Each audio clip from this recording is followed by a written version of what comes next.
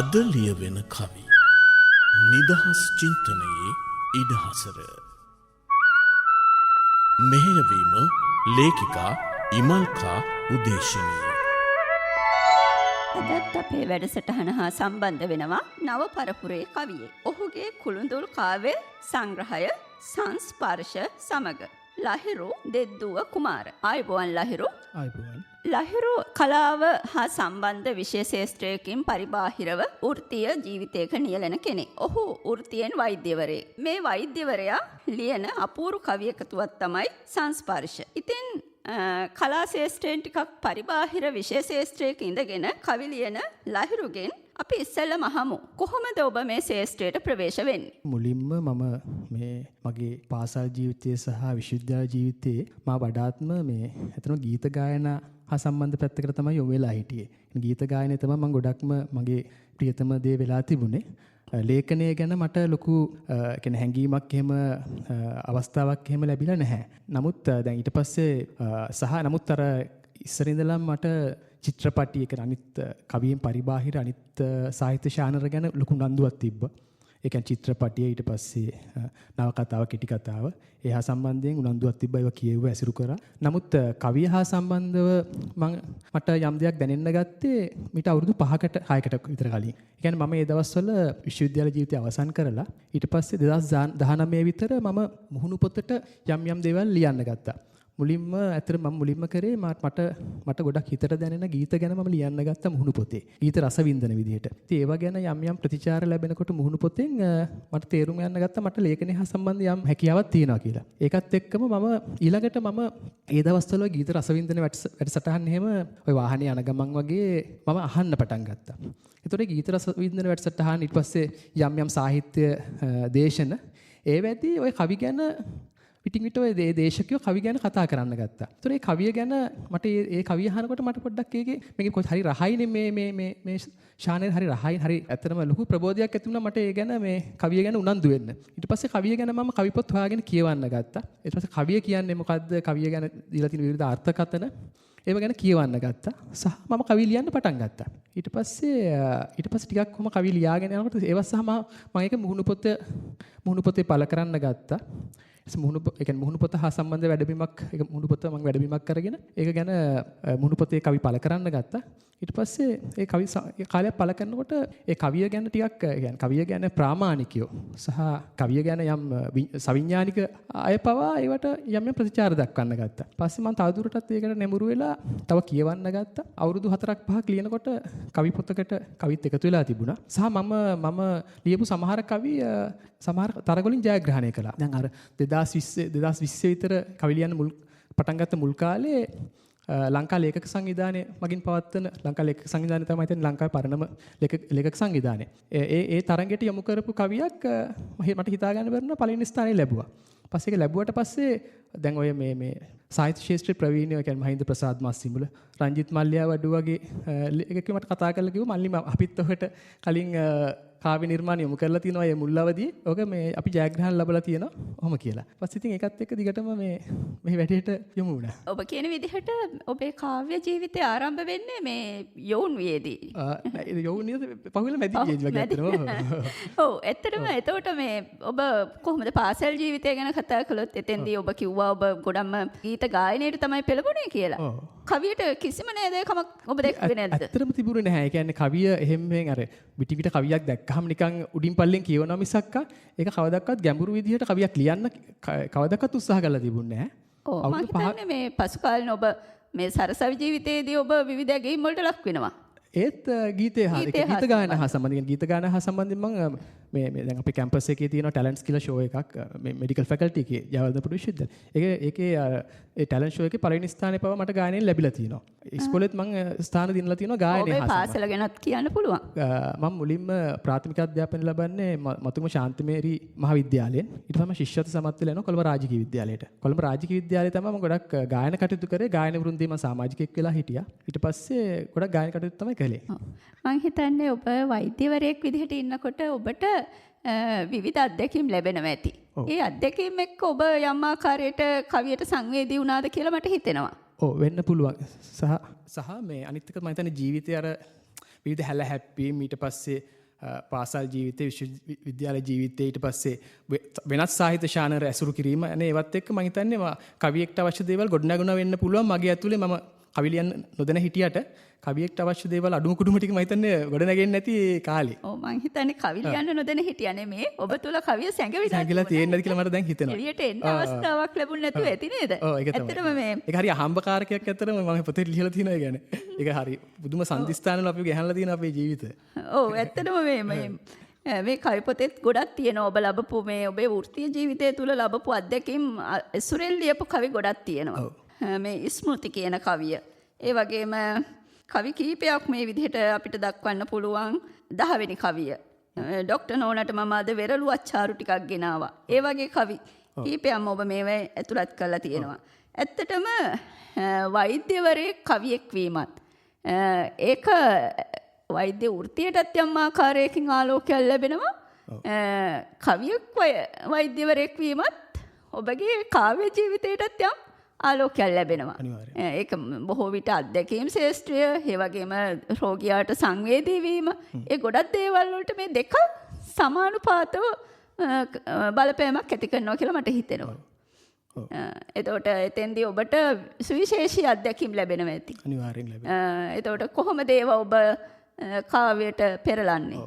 මෙහෙම දැන් වෛද්‍ය වෘත්තිය කියන්නේම මේ ඇත්තටම ගොඩක්ම මිනිස්සු සහ ගැටෙන වෘත්තියක්නේ. එතකොට අපිට ප්‍රස්තුත නිකම්ම හම්බ වෙනවා. සමහර ප්‍රස්තුත මිනිස්සු ගෙනහැල්ලා මේසෙ උඩ අතාරිනවා වගේ වෙලාවකට. එතකොට ප්‍රස්තුත පිළිබඳ ගැටලුවක් ඇත්තටම නැහැ. සහ අනිත් කාරණේ මේ මිනිස්සුන්ගේ බොහොම අර සංවේදී භාවමය කලාපයන් වෛද්‍යවරු ඉස්සරහා නිරාවරණය වෙනවා. එතකොට ඒ කවියෙක්ට මේ වස්තු බීජ හොයාගන්න ලොකු ගැටලුවක් නැහැ. ඇත්තටම මේ වෛද්‍යවරයෙක් වීමම ආශිර්වාදයක් කවියට වස්තු බීජ හොයාගන්න. ඔබගේ මේ ස්මෘති කියන කවිය ඇත්තටම ඩිමෙන්ෂියා රෝගී තත්ත්වයට පත්වෙච්ච වැඩිහිටි පුජ්‍යලයක් පිළිබඳව මේ බිනිදක් පිළිබඳව කියවෙන කවියක්. කවිය තුල අපූර්ව විවරණයක් තියෙනවා. අපිට පුළුවන් මේ කවිය රස විඳින්න. දුවදරු විහඟුන් ඉගිල ගිය කැදැල්ලක සමග බිලිඳියක් වෙසෙයි මිනිසෙක්. කැදැල්ලේ ඇතුළු ගැබ ගුඩු සොහොන් අඳුර මැද හිඳී ඇය උඩුකුරුව සයනයක පරණැලක් මෙන්. පත් හැලුණු මතකතුර ලදල්ලක් දකින්නට කවයි නෙක අහර ඔහු පොවයි ඔසු පැන්. පෙර පුරුදු මුදු කටාඩ යළි ඇසෙනු රිසියෙන් පානෙක අභිනයන් ඈළඟ තනිව දොඩමළුවෙයි ඔහු. එනමුදු නොදොඩයි බිලිඳිය එකද වචනයක්. ඉඳහිට හෙලයි ගැඹුරු සුසුමක් පමණක්. වෙදදුරු උවදෙස් පරිදි එල්ලා තැන තැන දිනදසුන්. පෙරලයි ඇ අභියස පැරණි ෆොටෝ ඇල්බම්. විසිකරයි ඇ හිත්විලට පෙර මතක කැට කැබලිති. එකද රලක් හෝ නැගේ යැයි පැතුමින්. ලහිරු ඔබේ කාව්‍ය භාෂාව ගැන ගත්තහම මේ විශේෂත්වයක් මම දකිනවා. ඇත්තටම ඔබ ගොඩක් අලංකාර සහිත කාව්‍ය භාෂාවක් භාවිතා කරන්නේ නැහැ. හැබැයි ඔබ වචන පෙරහරක් පානවා. ඒ සඳහා ඔබ ඊටමත් තෝරා බේරාගත්තු වචන ප්‍රමාණයක් තමයි ඔබ පාවිච්චි කරන්නේ. ඔබේ කවිය තුල මම දකින්නේ නැහැ අනවශ්‍ය කිසිම වචනයක්. ඔබ මොකද හිතන්නේ මේ පිළිබඳව? ඔබ මේක හිතලම කරන දෙයක්ද නැත්නම් ඔබ පසු සංස්කරණයක් තුලින් මේ දේ කරනවද? කොහොමත් කවියේ සංක්ෂිප්තභාවය කියන එක ඇත්තටම කවියේ තියෙන ඕනි ගුණාංගයක්. ඒක අපි වර්ධනය කරගත යුතු ගුණාංගයක් කවියේ සංක්ෂිප්තභාවය කියන එක. හැම කවියක්ම සංක්ෂිප්ත වෙන්න ඕනේ. කියන්නේ එකම අදහස නැවත නැවත ප්‍රකාශ කිරීම වෙන්න බෑ. එතකොට සහ මම දැඩි සංස්කරණයකට ලක් කරන මගේ කවි මම ලියලා බොහෝ කාලයක් සංස්කරණයට ලක් කරලා තමයි සහ සමහරක් වෙලාවට මම මගේ කාව්‍ය කවයක් මිතුරු කවයක් ඉන්නවා. අපි මේ කවි ගැන කතා බහ දෙනවා. කරලා ඒගොල්ලන්ගේ අදහස් ගන්නවා. ඊට පස්සේ එහෙම වෙලා පිරිපහදු වෙලා එන කවියක් තමයි අන්තිමට මේ එන්නේ. ඔව් මේ ඒ කියන්නේ ඔබ කාව්‍යෝක්ති භාවිතා නොකරනවම නෙවෙයි. ඒ ලස්සන රූපක ප්‍රමාණයක් මේ පොත තුල මට හම්බ වුණා. හැබැයි මේ ඔබේ භාෂාව අර ගොඩාක් අලංකාරික භාෂාවක් නෙමෙයි. ඕනම කෙනෙකුට කියවලා තේරුම් ගන්න පුළුවන් ආකාරයේ කවියක් තමයි ඔබ ගොඩනගන්නේ. ඒක ගොඩක්ම මම හිතන්නේ දැන් මම මුලින්ම අපි කියවලා තියෙන කවියන්ගේ උත්තේජනයක් අපිට හම්බ වෙනවානේ. ඒතර මම මුල්ම කාලේ මගේ කාව්‍ය ජීවිතයේ මුල කාලේම මම ගොඩක්ම කියවන්න ගත්තේ ආර්යවංශ රණවීර. ඊට පස්සේ නන්දන වීරසිංහ වගේ අර ටිකක් අර චිත්‍රරූපවාදී සංකල්ප රූපවාදී කවීන්ගේ සහ දැන් අර බටහිර කවීන් ටීඑස් එලියට් වගේ කවියෝ. ඒතර ඒගොල්ලන්ගේ නිර්මාණ තමයි මම පටන් ගත්තේ. ඊට පස්සේ පසුව තමයි දැන් තමයි අර අතන රත්නශ්‍රී විජයසිංහ එහෙම මම දැන් තමයි කියවන්නේ. ඒතර මම හිතන්නේ මගේ ආරම්භයේ ටිකක් අර මේ විදිහේ කවි මේ කාව්‍ය උපශානරයට හා සම්බන්ධ කවින්ගෙන් පටන් ගත්ත හින්දා වෙන්න පුළුවන්. සමහරකට ඉස්සරහට කාව්‍ය මාර්ගය තව කවියන් කියවනකොට සමහරට මේක වෙනස් වෙන්නත් පුළුවන්. ඔව් ඇත්තටම ඉතින් කවිය වෙනස් වෙනවනේ නේද? ඒක ඔහුගේ මේ නිර්මාණ ජීවිතයේ යම් අධ්‍යක්ීම් සහ භාවිතය අනුව යම් වෙනස්කම් වලට ලක් වෙනවා. වෙනස්කම් වලට ලක් වෙනවා. ඇත්තටම මේ තවත් යම් විශේෂත්වයක් මම දැක්ක. ඔබ මේ කවි පොතේ ඇතුළත් කරලා තියෙනවා කාව්‍ය අතර ඇතැම් මේවට ඔබ මාතෘකා ලබා දෙන්නේ නැහැ. ඔබ කවි පොතට සඳහා කවි 40ක් ඉදිරිපත් කරලා තියෙනවා. ඒ අතරින් භාගයක් වගේ ප්‍රමාණයකට ඔබ මාතෘකාවක් ලබා දෙන්නේ නැහැ. ඒක ඔබ සිතාමතා යම් හේතුවක් උඩ කරපු දෙයක්ද? නෑ ඇත්තටම දැන් මම කියන්නේ හැම කවියක්ම මාතෘකාවක් ඉල්ලන්නේ නැහැනේ. සමහරට මාතෘකාවක් යෙදීමෙන්ම කවියේ තියෙන අර මේ කුතුහලය නැති වෙන්න පුළුවන්. සහ මාතෘකාව අනිවාර්යයෙන්ම කවියේම කොටසක් වෙන්න ඕනි. කියන්නේ පාඨකයා කවිය කියවන්නත් ඕනි මාතෘකාවත් එක්ක. ඒක මාතෘකාව නිකන් අර ඔබවලා කෘතිමව මාතෘකාවක් දැමිය යුතු හින්දා මාතෘකාව දානට වැඩිය හොඳයි මතර මාතෘකාවක් නැතුව කවිය තියෙන එක. ඔව් ඒක යම් ආකාරයට කුතුහලයක් ඇති වෙනවා කවිය කියවද්දි නේද? සහ මේ කවිය අනිවාර්යෙන් මාතෘකාව කවියෙන් කොටසක් විය යුතුයි. ඒ කවියෙන් පරිබාහිර මේ ඔබලා දාපු දෙයක් වෙන්න ඕනේ නැහැ කියන එක මගේ අදහස.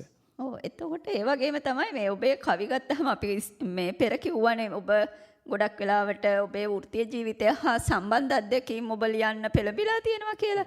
ඒ වගේම තමයි ඔබ යම් ආකාරයකට මේ සමාජ විවරණය සඳහා යොමු වෙලා තියෙනවා. ඒකට හොඳම උදාහරණයක් තමයි මේ බුදු පිටපත් කියන කවිය. එතකොට එතෙන්දී අපි අපේ ආගම යම් ආකාරයකට මේ හද වෙනකොට දේශපාලනික අවශ්‍යතා සඳහා යොදා ගන්න ආකාරය අපි දකිනවා. සමාජයේ විවිධ කතිකාවන් ගොඩ නැගිලා තියෙනවා. ඔබ යම් ආකාරයක මේක ප්‍රශ්න කිරීමක් මේ කවිය තුල මම දකිනවා. ඇත්තටම ඔබ මැදිහත් සිතින් ඉඳගෙන ඔබ යම් විවරණයක් කරනවා. සමාජයේ මෙන්න මෙහෙමයි. ඒක පාඨක අපිට බාර දෙනවා මේ පිළිබඳව තවදුරටත් හිතන්න යමක් ඉතිරි කරලා. මම හිතන්නේ මේ බුදු පිටපත් කියන කවියත් අපි රසවිඳීමෙන් අපිට මේක තහවුරු කරගන්න පුළුවන්. තනති උහු බුදු පිළිම තොග ෆැක්ටරි තුල බහ රිසි අච්චුවල යතිවර රජමැතිඳු නොමද ආශිර්වාද මැද අතුරුදන්ය මුල් පිටපත වියකී නිවන් මුහුණුවර දිසේ දෙවිවරුන් සතු රාගබරිත මුහුණු ලාලිත ස්ත්‍රී මුහුණු මුසුවෙයි විටක බුදුරු තනන්නන්ගේ ජාගර පිළිඹිඹු හිටි පිළිමය පෙර වූ තුනී සිවුරු අඟ පසඟ උලුප්පා සිරුරටම ඇලුණු ජපන් බෝනික් කන්මෙනි මට සිලිටි අත්පා අහා මනරම්ය මේ පිළිම දිවමන් බුදුන් හමු වූ වැනිය බුද්ධාලම්බන ප්‍රීතියනි උවැසි දන පිරේ නිවෙස් මංමාවත් බුදුරුවින් අනවරත ඇනවුම්ය සිව් දෙසින් තනත් උහු බුදු පිටපත් තව තවත් ඇත්තටම මේ කවිය තුල අපිට කිසියම් උපහාසාත්මක ආකාරයෙන් ඔබ මේ කවිය ලියලා තියෙනවා. බුදුදහමේ අපි දකින්නේ පාසිකාවෝ බුදුදහම කියලා මොනවද මේ වැළඳගන්නේ කියන එක අපිට නැවත ප්‍රශ්න කරන්න පෙළඹ වෙනවා. බුදු රූපයත් අද වෙනකොට අපි මිලදී ගන්න තත්ත්වයටපත් වෙලා තියෙන්නේ. නිවසේට බුද්ධ රූපයක් ගේනවා. හැබැයි ඒ තුල නියම බුද්ධ පිළිඹුවක් අපිට දක්නට ලැබෙනවද කියන ගැටලුව අපිට මේ කවිය කිව්වට පස්සේ හැඟෙනවා. ලහිරු මේ ඔබගේ මේ කාව්‍ය කෘතිය ගත්තහම ඒ කාව්‍ය කෘතිය තුළ මම දකිනවා මේ සංක්ෂිප්ත කවි කීපයක්. ඒ කවි ඔබ යම් ආකාරයකට ආකෘතිකමය වශයෙන් යම් වෙනස්කමක් කරනවා. ඔබ යම් ආකාරයක චිත්‍ර මැවෙන ආකාරයේ මට මේ කවි දැක්කහම මතක් වෙනවා අජිත් තිලකසේනයන්ගේ කාව්‍ය ආකෘතිය. ඒ ආකාරයට කවි කීපයක් ඔබ මේ කෘතියට එකතු කරලා තියෙනවා. ඒ ගැන ඔබට මොකද හිතෙන්නේ? ඔබ කිව්වා වගේ මම එහෙම භාගමසේකරයන්ගේ අජිත් තිලකසේනයන්ගේ වගේ එහෙම මම එහෙම කවි දැකලා තියෙනවා. ඉතින් මම කවි ලියනකොට මම ඒකත් පොඩ්ඩක් අත්හදා බලන්න හැදුවා. සහ ඒක දැන් ওই කියුබික් පොයම්ස් කියන ඒ කාව්‍ය ශානරය අතරම මේ වෙනම කාව්‍ය උපශානරයක් ඒ විදිහට කවි ලියන කවියෝ ඉන්නවා බටහිර සහ ලංකාවේ. ඒකට ඒකත් මම පොඩ්ඩක් අත්හදා බැලුවා අර කවිය ආකෘතිය කවියේ පද ගැලපුම ඒ කවිය අර්ථය හා සමපාත වෙන්න තියන්න. ඒ කියන්නේ වචන තියන්න වචන අපි දැන් අර පහලට වැටුණා කියන තැන මේ කවියේ මේ පහලට වැටුණා කියලා කවියක් තියෙන එක වචන ටික පහලට යොදනවා. ඒ වගේ අර චිත්‍රූපී මේ දෘශ්‍ය ගෝචර රූපයක් මවන්න පාඨකයාට ඔබ එතකොට මේ ගොඩක් වෙලාවට කවිය ලියද්දී ආකෘතිය ගැන හිතලා ඒ ගැන සැලකිලිමත් වෙලාද ලියන්නේ? ඔව් අනිවාර්යයෙන්ම මේ මම ආකෘති සකස ගන්නවා මේ මගේ ප්ලොට් එක අනුව. ඒක මම හැම කවියෙම කරන වැඩක්. අනුභූතිය අනුව අපි පාවිච්චි කරන ආකෘති සකස ගන්න ඕනේ. ඒතර අනුභූතිය කියන්නේ අපි මොකක් හරි තියෙන ආකෘතියකට අපිට අපේ අනුභූතිය පුරවන්න බෑ. අපි අනුභූතිය අනුව අපි භාෂාව ආකෘතිය අපි වෙනස් කරගන්න ඕනේ කියලා මගේ අදහස. ඒ කියන්නේ ඔබ මේ යම් ආකාරයක නිර්මාණයක් කරද්දී ආකෘතිය ගැනත් යම් අවධානයක් යොමු කරනවා. අනිවාර්යෙන්. එතකොටම මේ කවි පොතේ එන තවත් අපි ලස්සන කවියක් තියෙනවා ඇට්ලස්ලා කියලා. ගේහසිත ප්‍රේමය ගැන. ගෘහස්ත ජීවිතයෙන් අපි ලබන අත්දැකීම් බොහොමයි. අද වෙනකොට අපි ජීවිතය තුළ මේ ගෘහස්ත ජීවිතය තුළ අපි නෙකකම් කටළු විඳිනවා. එතකොට විවිධ බර දරාගෙන අපි පවුල ඇදගෙන යනවා. එතකොට ඒ තුළ ඇති ඛේදනීය තත්ත්ව අපි හිතනවා අපි ලොකු යෝධයෝ කියලා. අපි පවුල තුළ ලොකු යෝධයෝ විදිහට ඉන්න උත්සාහ කළත් අපිට ඒ තත්ත්වය යම් ආකාරයක මේ සමාජ ආර්ථික රටාව තුළ අත්විඳින්න ලැබෙන්නේ නැහැ. ඉතින් ඇත්තටම මේ කවිය තුලත් මට හිතෙනවා අවසානයේ ඉතාමත් ප්‍රබලයි කියලා කවියේ. එතෙන්දී ඔබ දක්වනවා මේ තාත්තයි පුතාගේ අතර සංවාදයක් මෙතෙන්දී සිද්ධ වෙන්නේ. එතෙන්දී මේ ඔබ දරුවට කියනවා ඇට්ලස් කියන්නේ මේ තාත්තා වගේ තමයි. හැබැයි අවසානයේ මේ gedara බර දරාගෙන ඉන්නේ gedara මව එහෙම නැත්නම් ගෘහණිය. ඉතින් අවසානයේ ඇට්ලස් කියලා අපි දරුවට පෙන්වන්න හදන තාත්තගේ ජීවිතේ රැඳිලා තියෙන්නේ අම්මා මත. එහෙම නැත්නම් බිරිඳ මත. ඒ කවියත් ඉතාමත් අලංකාරයි. එතෙන්දිත් අර ඔබට ආවේනික ආකෘතිය ඔබ භාවිතා කරනවා වචන අඩුවෙන් ඇත්තටම අලංකාර අඩුවෙන් ඕනම කෙනෙකුට අවබෝධ කරගන්න විදිහේ කවියක් තමයි මෙතන ඔබ යොදාගන්නේ. එතකොට මේ ගෘහස්ත ජීවිතය සම්බන්ධ කවි එක්ක ඔබ ගණදෙනු කරද්දී එතෙන්දී ඔබ මෙතෙන්දිත් මට හිතෙනවා යම් ආකාරයක ඔබේ වෘත්තීය ජීවිතයක් මෙතනට ගෑවිලා තියෙනවා කියලා. එවැනි අවස්ථාවලුත් ඔබට ඔබේ වෘත්තීය ජීවිතය තුල ලැබෙනවා ඇති. ඔබගේම ගෘහස්ත ජීවිතය පමණක් නෙමෙයි අන්‍යයන්ගේ ගෘහස්ත ජීවිතය වලට දෙවිකම් කරන්න ඔව් අනිවාර්යයෙන් යතුරක් ඔබට ලැබිලා තියෙනවා. ඒක හේතුව තමයි ගොඩක්ම දැන් මම කාලයක් තිස්සේ මානසික රෝගීන් හා සම්බන්ධව කටයුතු කරනවා. කියන්නේ දැන් මම අවුරුදු 8කට විතර කලින් මානසික රෝග කලුතර මහරවලේ මානසික රෝග ඒකකයේ අවුරුදු 5ක විතර සේවය කරා. ඊට පස්සේ මම දැන් හොස්පිටල්ස් දෙකකට වැඩ කරන්න ආවා. ඉතින් මට નિરાයාසයෙන්ම මානසික රෝගීන්ව බාර වෙනවා හොස්පිටල් එකේ මම අර කලින් තියෙන මට තියෙන අත්දැකීමත් එක්ක. දැන් මම අවුරුදු 12ක් 13ක් තිස්සේ මානසික රෝගීන් හා සම්බන්ධව සෑහෙන කටයුතු කරනවා. ඒතකොට ඒ ගොඩක්කට ඒකත් එක්කම මේ පෞල් ජීවිත කුටුම්බ ඇතුලේ තියෙන ඔය සංවේදී කලාප, භාවමය කලාප මට ස්පර්ශ කරන්න හම්බ වෙනවා. ඒතකොට ඒකත් මේ වැදගත්. ඒ කියන්නේ අර මානසික රෝග හා සම්බන්ධව කටයුතු කරනකොට තවත් කායික රෝග වලට වැඩිය අපිට ඒ කවියට හා සම්බන්ධ දේවල් ලැබෙනවා. ඔව් මේ කවියත් මට හිතෙන්නේ මේ ඔබ මේ පුජ්‍යලයාගේ මේ ක්‍රියාකාරීත්වය පවුල තුළ ඔහු ලබන ස්ථානගත වීමත් එක්ක ඔවුන්ගේ ජීවිතවල තියෙන අර මනෝභාවයන් පිළිබඳව කතිකාවක් තමයි මෙතෙන්දී ඔබ සාකච්ඡා කරන්නේ. ලහිරු දැන් ඔබට මේ තියෙන සම්භාරයක් අත්දැකීම් එක්ක ඔබ මේ කවිය තුල පමණද ගනුදෙනු කරන්නේ? ඔබ වෙනත් කලා මාර්ග එක්ක ඔබට මම ගීත මම මුලින්ම ඇත්තට මම ගීත තමයි ලියන්න ගත්තේ මුලින්ම සමන් ගීත නිර්මාණ කිහිපයක් දැන්ටමත් මම ගීත නිර්මාණ කිහිපයක් කරලා තිනවා. ඒතර ගීතය ගැනත් මම උනන්දුයි. ගීත ලියන්න උත්සාහ කරනවා. සහ ඇත්තට මම මුල් කාලේ මට ගීතය සහ කවිය ගැන ලොකු ඒක දෙකේ වෙනස ගැන ලොකු අවබෝධයක් තිබුණේ නැහැ. පස්සේ දැන් මම මේ ගැන වෙනම ගීතය කියන්නේ කුමක්ද කවිය කියන්නේ කුමක්ද ඒ ශානර දෙකේ තියෙන වෙනස මොකක්ද ඒව ගැන මම සංවේදී වෙලා දැන් මම ඒක ගැන අවබෝධයෙන් ලියන්න උත්සාහ කරනවා. අනිත් නවකතාව කෙටි කතාව වගේ වෙන ශානර කියන්නේ මම හිතන්නේ හරි බරපතල කාරණා. ඒවා අනාගතයේ මම ඒවට යොමු වෙයිද නැද්ද කියලා මම දන්නේ නැහැ. එතකොට ඔබට තියෙන බාධාව මොකක්ද එතෙන්දී? ඔබේ කාලයේද? නෑ ඒ කියන්නේ පරිචයක් දැන් කෙටි කතාව නවකතාව ගැන මට පරිචයක් නැහැ කියලා මම හිතන්නේ තාම.